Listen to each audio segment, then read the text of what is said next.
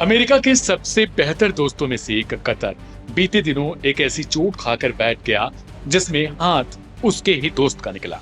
जी हाँ, कतर पर हुआ हमला कोई इस्राएल की एक तरफा कार्रवाई का हिस्सा नहीं था, बल्कि कहा जा रहा है कि इसमें अमेरिका पूरी तरीके से शामिल था, चाहे वो हथियारों से लेकर सूचनाओं तक का मामला हो। इस हमले में अमेरिका का हाथ साफ नजर आता है।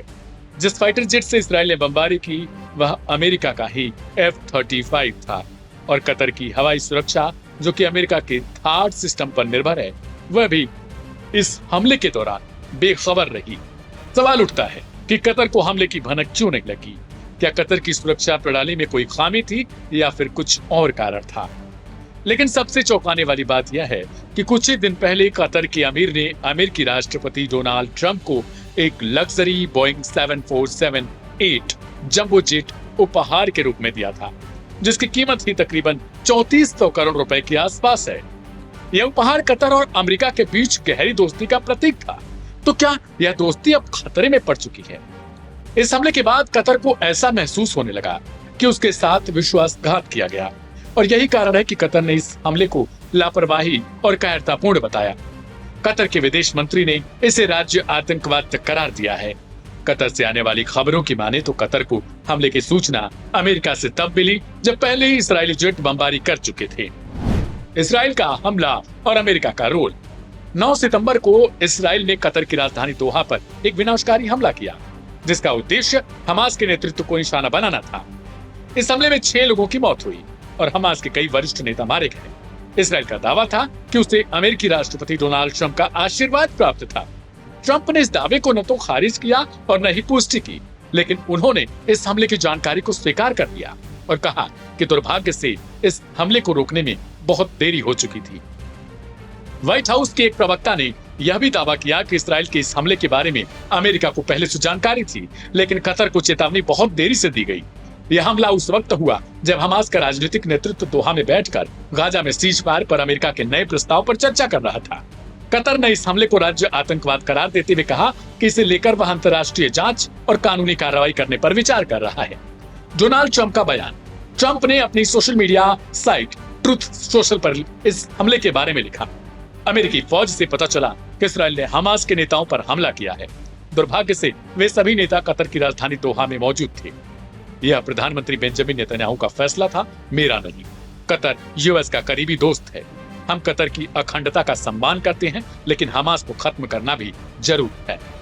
ट्रंप के इस बयान ने कतर को और अधिक आहत किया, क्योंकि कतर की तरफ से यह दावा किया गया था कि हमले की चेतावनी उन्हें बहुत देरी से दी गई, जब हमले के धमाके पहले ही शुरू हो चुके थे।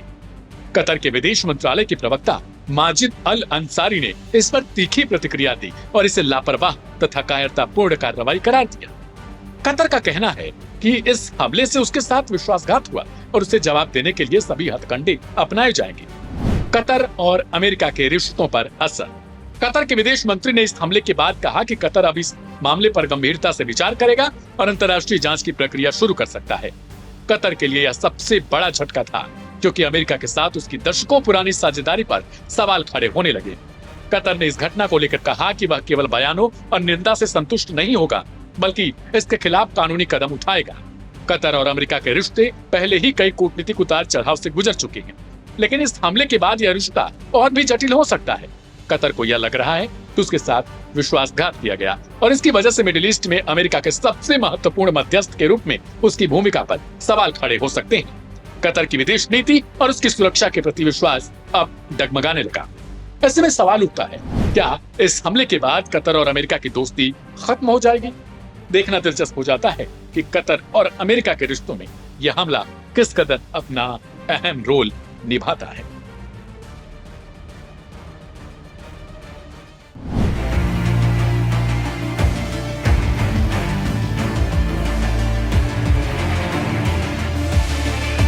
नौ सितंबर 2025 दिन मंगलवार। ये वो दिन और तारीख है जिसे कतर कभी नहीं भूल सकता और ना ही ये भूल सकता है कि इजराइल ने किस तरह से राजधानी दोहा में भयंकर तबाही मचाई है। कतर की राजधानी दोहा के एक रिहायशी इलाके में इजरायली ड्रोन हमले में हमास के 2 वरिष्ठ नेताओं के मारे जाने की भी खबर है। हमले में बताया जा रहा है कि 6 लोग मारे गए हैं, जिनमें एक कतरी सुरक्षा अधिकारी भी शामिल था। यह हमला ऐसे समय में हुआ जब कतर हमास और इजराइल के बीच मध्यस्थता की महत्वपूर्ण भूमिका निभा रहा था। इस हमले के बाद व्हाइट हाउस ने दावा किया कि उसने इजरायली कार्रवाई से पहले कतर को सूचना दी थी, लेकिन कतर ने इस दावे को सिरे से खारिज कर दिया। कतर के विदेश मंत्रालय ने बयान जारी कर कहा कि यह दावा न केवल झूठा है, बल्कि कतर की सुरक्षा के साथ किया गया अन्याय छिप नहीं सकता। कतर के प्रधानमंत्री शेख मोहम्मद बिन अब्दुल रहमान अल थानी ने कहा,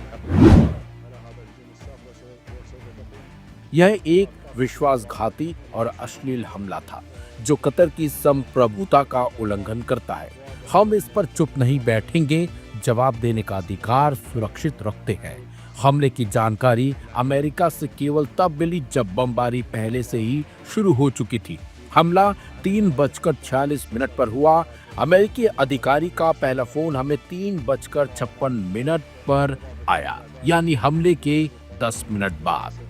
प्रधानमंत्री अल थानी ने यह भी घोषणा की है कि कतर अंतर्राष्ट्रीय मंचों पर इजराइल के खिलाफ मामला उठाएगा और एक उच्च स्तरीय कानूनी समिति गठित की गई है। अरब लीग, तुर्की और कई यूरोपीय देशों ने भी हमले की निंदा करते हुए इसे खाली क्षेत्र में स्थिरता के खिलाफ कार्रवाई बताया है। भले ही इजराइल ने कतर की राजधानी में हमला किया हो, लेकिन प्रधानमंत्री अल थानी ने कहा कि कतर की मध्यस्थता की भूमिका इससे प्रभावित नहीं होगी। हम शांति प्रक्रिया के लिए समर्पित हैं और किसी के दबाव से पीछे नहीं हटेंगे। दोहा में इजरायली एयर स्ट्राइक ने जहां हमास के खिलाफ युद्ध को एक नए बोर्ड पर ला खड़ा किया है, वहीं कतर की कूटनीतिक स्थिति और संप्रभुता पर भी बड़ा सवाल खड़ा कर दिया है। अमेरिका के साथ विश्वास की दीवारें हिलती दिख रही हैं और आने वाले दिनों में खाड़ी क्षेत्र की भू राजनीति और अधिक जटिल हो सकती है। वहीं ईरान ने भी इस हमले की कड़ी निंदा की है और सभी मुस्लिम देशों से एकजुट होने की अपील भी कर डाली है ताकि इजराइल को इन हमलों का करारा जवाब दिया जा सके। लेकिन कतर ने भी साफ कर दिया है कि वो इस हमले का जवाब जरूर देगा। वो कब, ये अभी तय नहीं है।